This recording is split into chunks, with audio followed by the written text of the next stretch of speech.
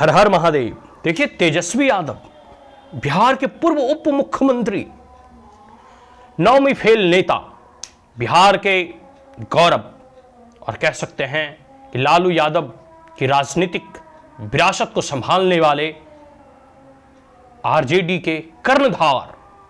उनका एक political statement जब वो पीसी प्रेस कॉन्फ्रेंस कर रहे थे तो उसमें वो उजागर होता है, निकलता है वक्फ बोर्ड से संबंधित। जैसे अभी सेक्शन 40 या फिर कह सकते हो वक्फ बोर्ड से संबंधित कई सारे अमेंडमेंट हुए, कई सारे संशोधन हुए। उसमें लालू यादव के लाल और तेजस्वी यादव ने कहा प्रेस कॉन्फ्रेंस में कि हमारी जब सरकार बनेगी, हम सरकार बनाकर जो है ऐसे कानूनों को निरस्त कर देंगे। मैंने बोला धन्य हो प्रभु, आप बहुत धन्य हो।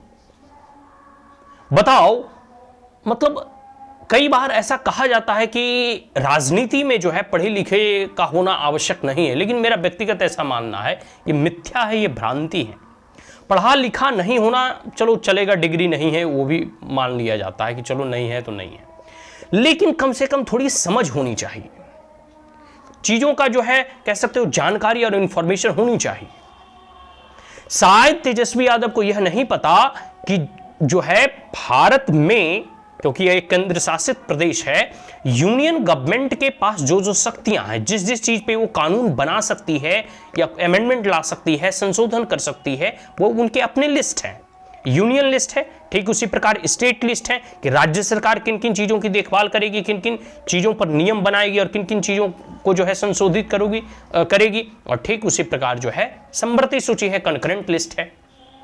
तो क्योंकि वक्फ बोर्ड जो अमेंड किया गया है वो सेंट्रल गवर्नमेंट और पार्लियामेंट के द्वारा अमेंड किया गया और वो कानून पार्लियामेंट के द्वारा लाया गया था, स्वाभाविक सी बात है यह यूनियन लिस्ट के अंतर्गत है, ना ही कंकरेंट लिस्ट और स्टेट लिस्ट के अंतर्गत।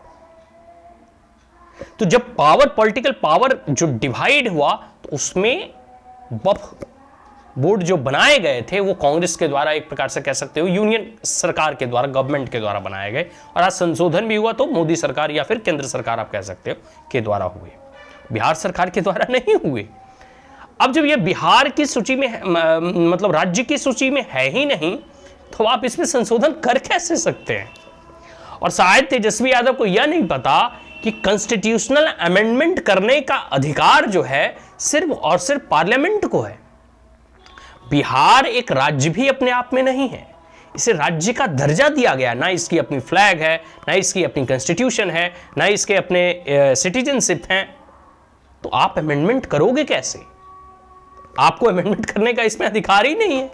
लेकिन खैर, इनकी अपनी राजनीतिक जो है महत्वाकांक्षा है और राजनीति की रोटियां सेकने के चक्कर में कई सारे ऐसे नेताएं मनगढ़ंत ऐसी बातें जो है करते रहते हैं जो जनता को बरगलाने का यह प्रयास करते हैं। और इनको लगता है जनता तो आजकल मूर्ख है, आप कुछ भी बोल देंगे, समाचार पत्र और पत्रकारिता के पत्रकार उसे छाप देंगे और जनता जो है हमें सपोर्ट कर देगी।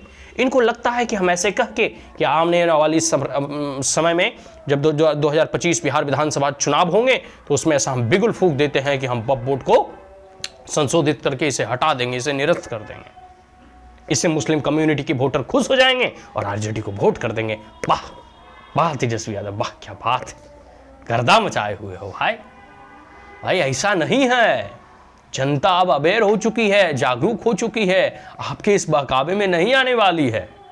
मुस्लिम कम्युनिटी के अंतर्गत ही जो है कई सारे ऐसे जो पिछड़ा मुस्लिम जाति के लोग थे वो चाहते थे कि वक्फ बोर्ड में संशोधन हो। वो सिर्फ हिंदुओं के जमीनों को नहीं हड़प रहे थे, ऐसे जो है कह सकते हैं कि जो मुस्लिम कम्युनिटी में जो पिछड़ी जातियां थी उनकी जमीनों को भी हड़पा जा रहा था। इसलिए देखते हो कई सारे वीडियो वगैरह सर्कुलेट हुए, जब ये वक्फ बोर्ड संशोधन बिल आए तो कई सारे मुस्लिम कम्युनिटी के लोगों ने मोदी को थैंक यू बोला और जो है उनका समर्थन किया। तो ये सब सारी चीजें हैं, इन सभी चीजों को जो है आप जो है अच्छे से समझिए। खैर, लालू के लाल हैं, उप मुख्यमंत्री भी हैं, बिहार में वो कमाल करते रहते हैं, कोई बात नहीं। 9वीं फेल हुआ तो क्या हुआ, राजनीतिक में वो उन्होंने बहुत सफलता अर्जित की है और सफलता एक बार नहीं 2-2 बार वो जो है नीतीश बाबू को अपने पाले में लाकर खुद उप मुख्यमंत्री और मंत्री बन गए, ये कम बड़ी सफलता है हैं? लेकिन 9वीं फेल चपरासी नहीं बन सकता और 2-2 बार मंत्री और उप मुख्यमंत्री बन गए हैं, बताइए जरा। खैर, वो एक अलग विषय है।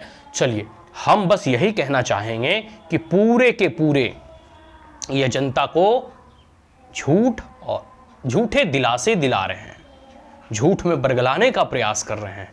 इससे कुछ नहीं होने वाला है। जनता अब आपके इस बहकानी और बचकानी बातों में नहीं आने वाली है। ठीक है। हर हर महादेव।